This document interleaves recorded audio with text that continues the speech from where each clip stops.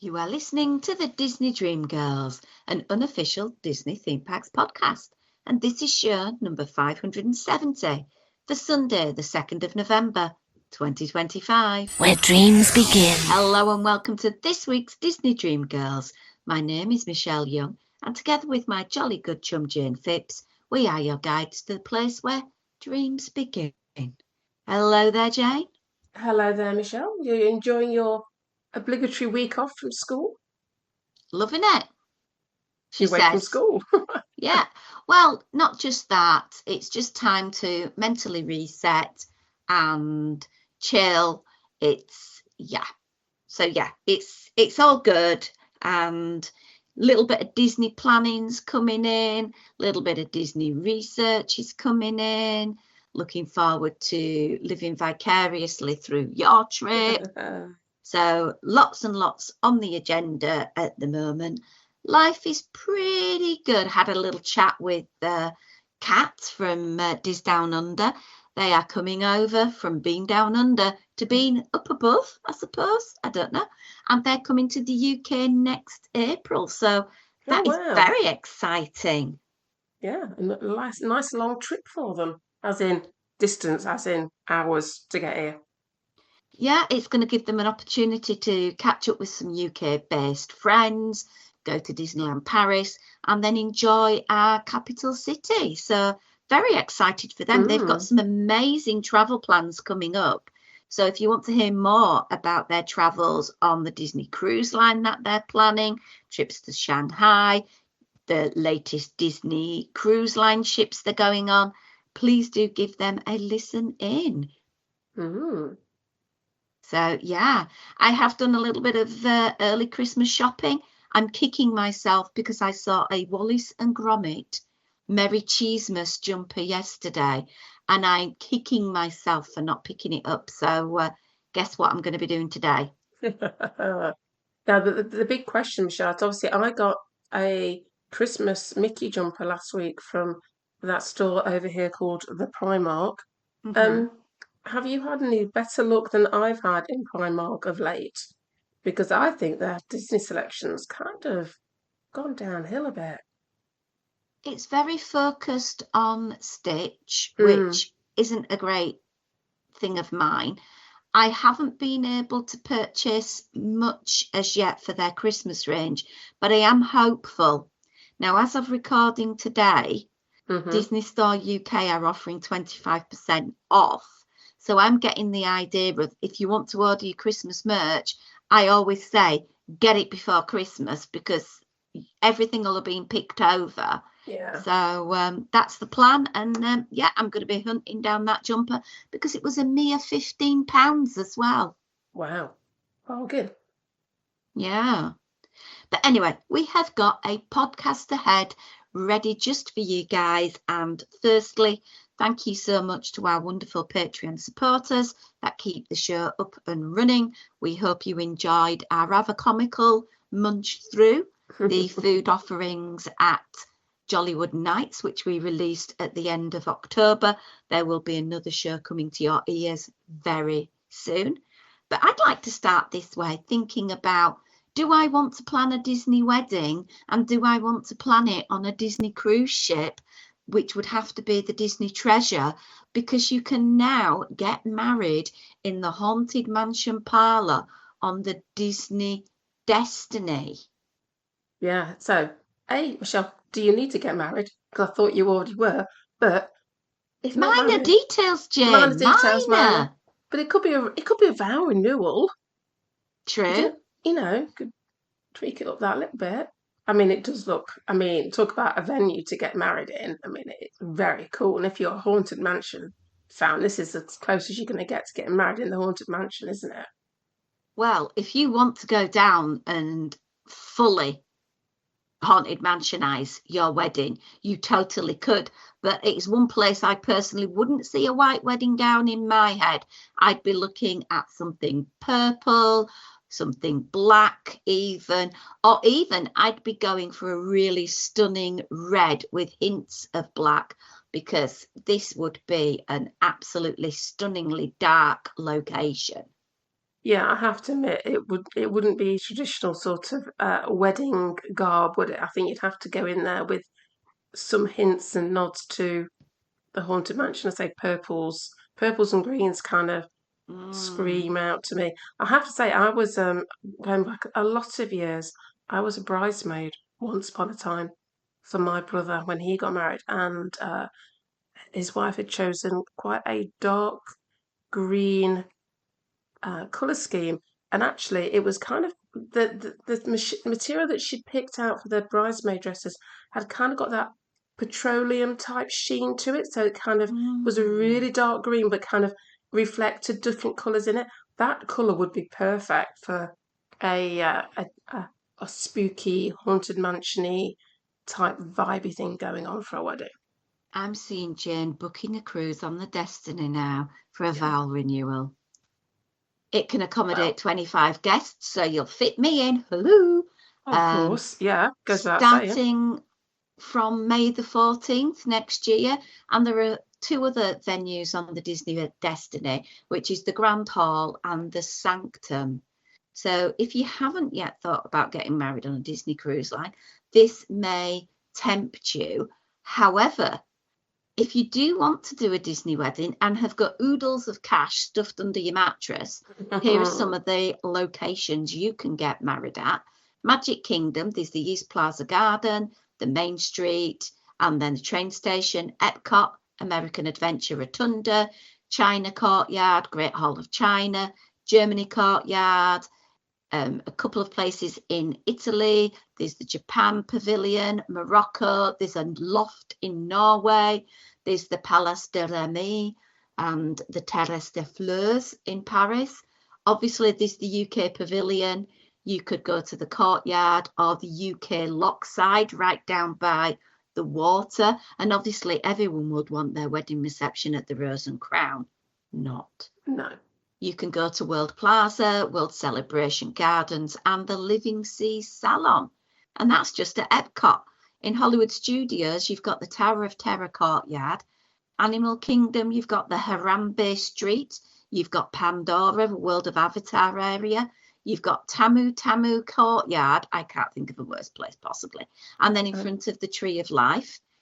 In Disneyland, you've got Fantasy Fair Garden, Magnolia Park Gazebo, Magnolia Park Terrace, Sleeping Beauty Castle Forecourt, and Small World Mall.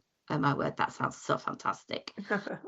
Disney California Adventure, you've got the animation building. Then there's obviously Disney's Private Island Castaway Cay, and you can also get married on board the Dream, the Fantasy, the Magic, the Treasure, the Wish, and the Wonder. And to top the list off, Aulani. As yet, there's no wedding location at Disney's Lighthouse Point, but from what I'm hearing, the theming needs a little bit of time to grow and mature. Yeah, I think that needs to give it a few years to let it all settle in, isn't it? But wow, I hadn't actually realised there was just so many different places that you could partake in a wedding should you so wish to and should your budget allow. And as we will say as a warning, yes, you can go to Florida and get married. It's quite possible, and then have the most amazing Disney theme park honeymoon, which is what I basically did. And it costs so much less than a Disney wedding, and you don't have to spend all of that cash on that. Mm. You know, we were able to have a lovely meal at Geyser Grill. We were able to go and have ice cream at Beaches and Cream. We were able to do 4 packs in one day and nearly kill off our beloved friends. You know, things like that can happen. Well, you can make your wedding, your renewal vows, whatever it happens to be, as big an affair or um as quiet an affair or as quirky as an affair as you so wish.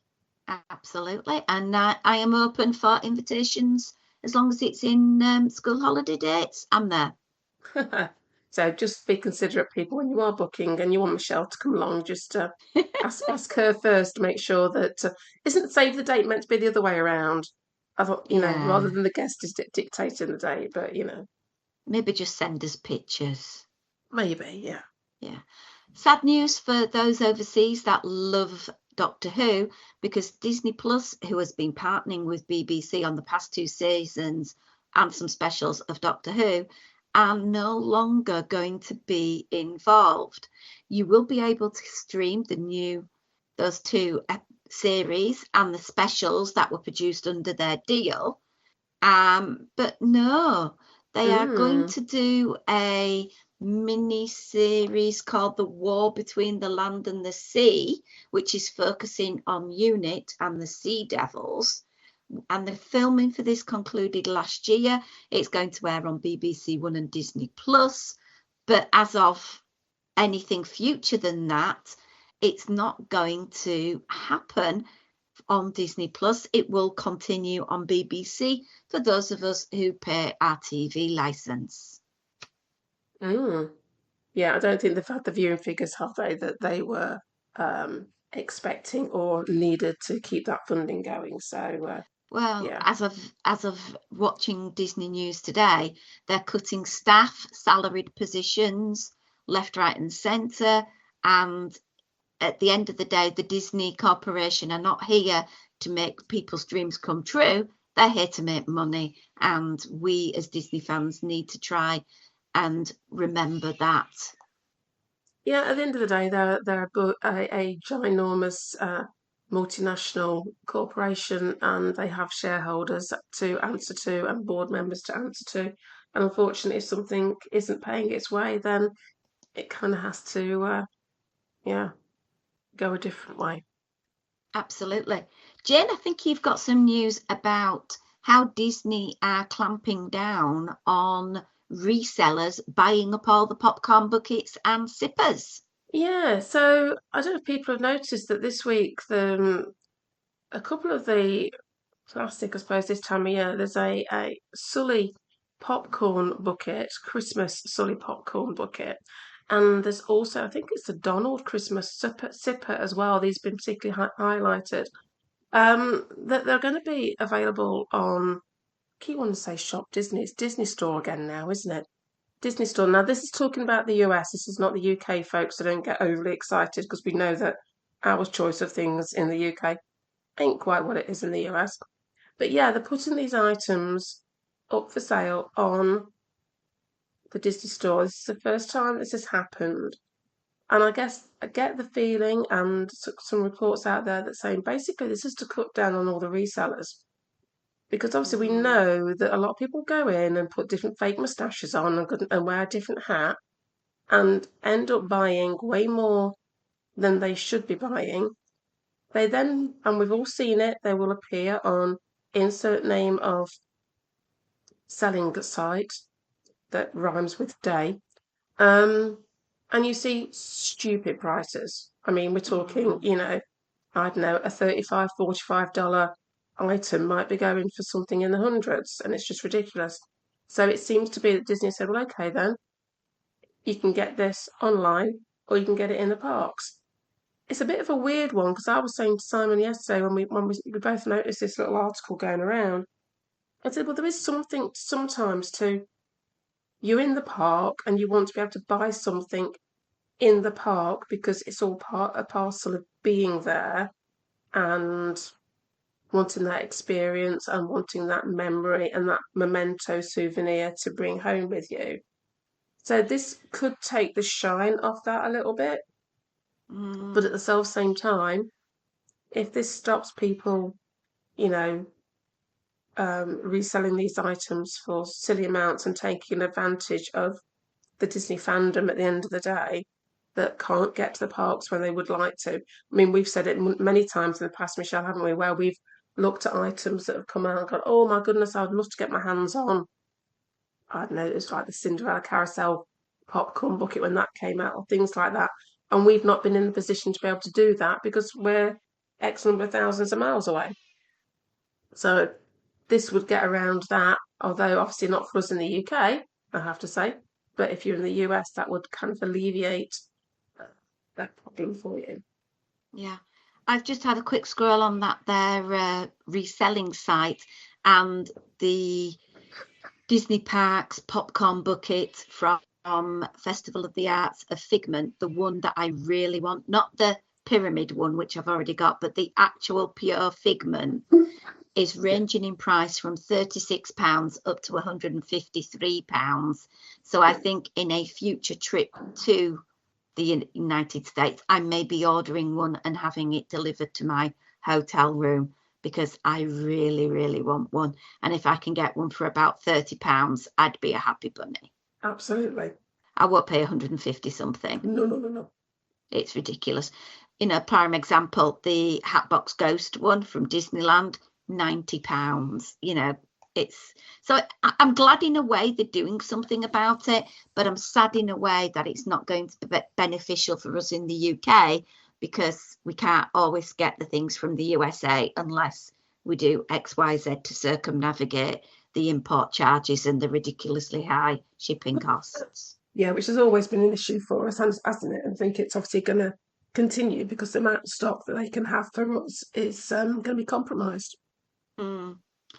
So we all know that we are going to be getting next year in the parks a revitalized version of Soaring. It's going to be soaring across America. We've discussed it. I thought we could have a little think about what else Disney could do if they were going to celebrate the 250th anniversary. And the first thing that came into my mind, Jane, on my list was something that was a limited run from 2016 to 2019. It was in the Heritage House in Liberty Square. And if you knew the time and where to look, the shutters opened and the Muppets presented great moments in American history. And it was sensational. I loved this.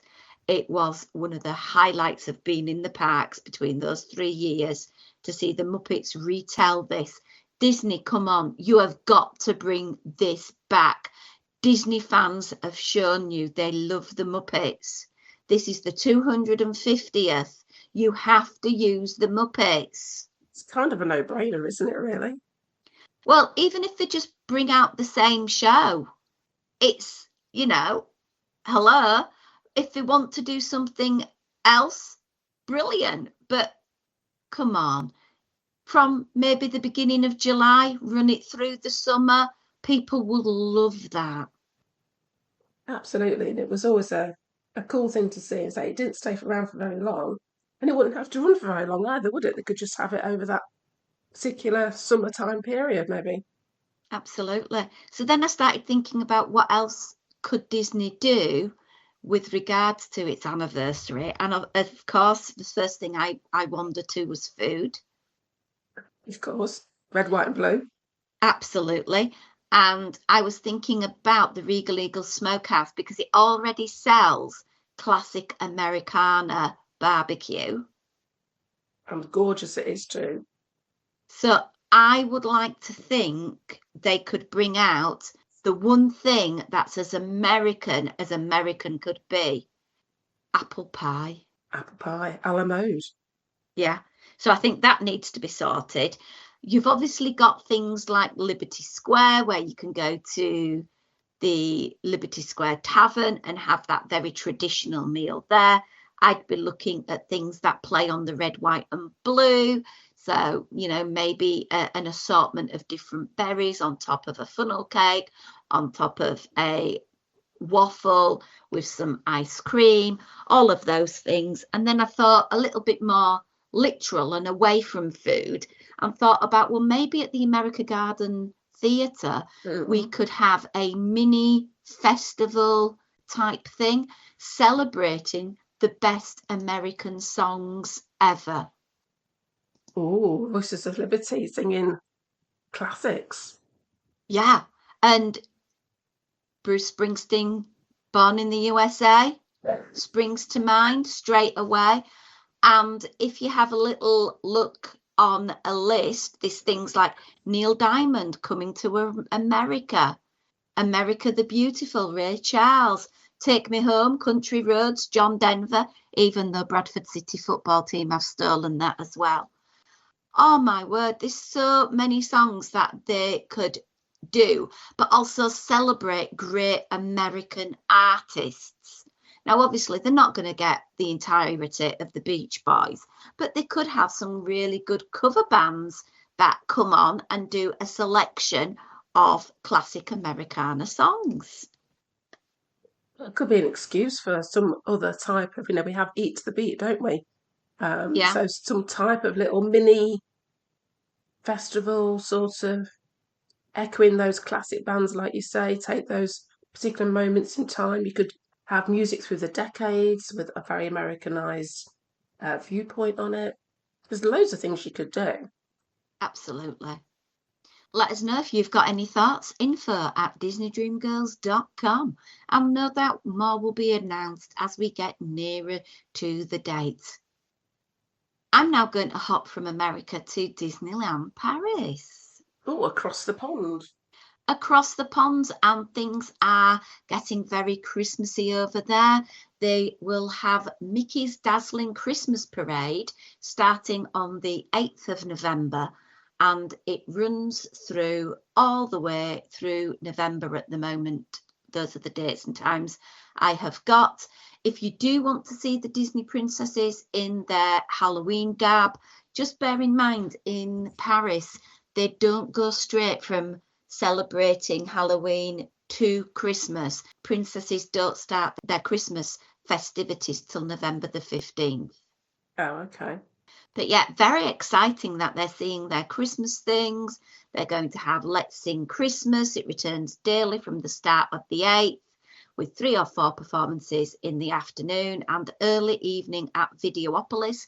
For those of you who've never been, Videopolis has a massive stage and seating with tables at the back as well. There's a quick serve there, so you can grab some food and see some entertainment. And it is a huge area, which Disneyland Paris does need, particularly in the colder months of the calendar, where it does get quite chilly and people probably wouldn't want to stand around and see anything really outside when it may snow.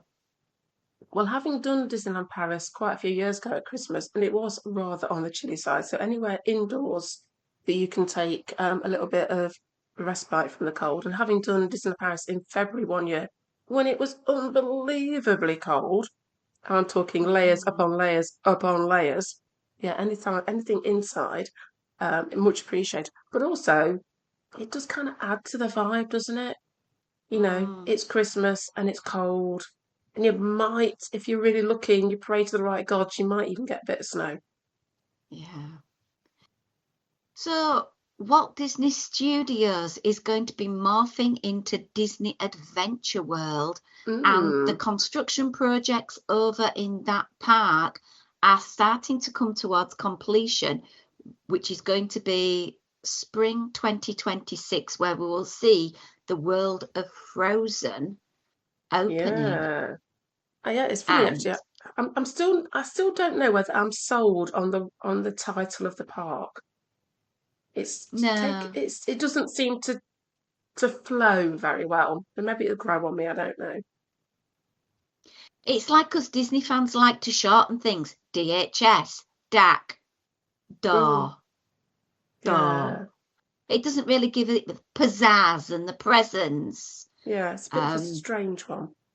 yeah, there's going to be a Toy Story Playland. They're currently, from the looks of the aerial photos I've had, the concrete is trying to set. So that Mm-mm. looks quite good. There's some signage going up in very sort of traditional old school Parisian feel. So it's heading you towards Avengers Campus, to the toilettes, things like that. There's finishing details going on the Regal View restaurant and lounge. Mm-mm. Sounds And posh. this eatery is going to have views of the big lake where the shows are going to take place on an evening. So Ah, I'm guessing there might be a package. it would not be Disney if there was not a package. And it's rumoured that once Regal View restaurant opens up, it's going to be character based and will lead to the closure of Plaza Gardens. Still waiting to see if that is going Ah, to be true. interesting. I did see somewhere that November the 24th seems to be a date that's been passed around that there'll be some announcements. So maybe we get a little bit more of a concrete opening time for Frozen, etc. So yeah, maybe keep your eyes peeled towards the end of this month, end of November, sorry, and yeah, see whether or not DLP makes some more solid announcements as far as dates go. At the moment, Frozen Land is just spring 2026. I'm hoping for Kat and Lewis with their trip, it's going to be early April for the Easter crowds. Fingers crossed for you, Kat.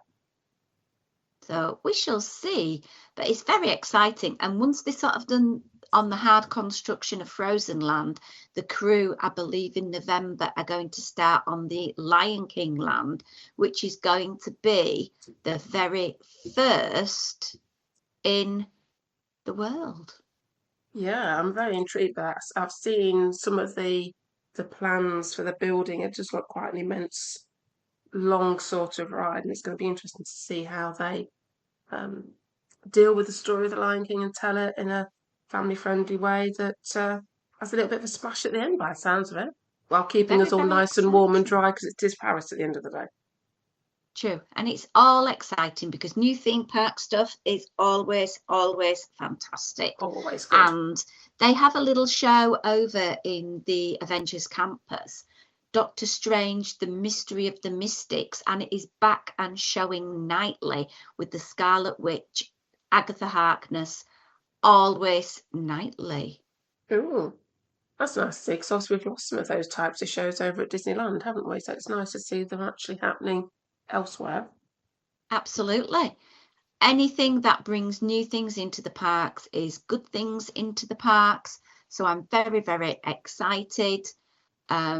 We know a little bit about some of the Frozen things. There's going to be a store called the Arendelle Boutique, and there's going to be a little merchandise kiosk called the Fjord View, which I believe will be looking over the big water feature of there. If you have a plan to visit the parks, why not get in touch with us? info@disneydreamgirls.com. Let us know where you plan to go and what you plan to see. We'd love to come along with you and travel vicariously. But until next time, it's a goodbye from me. And it's goodbye from me.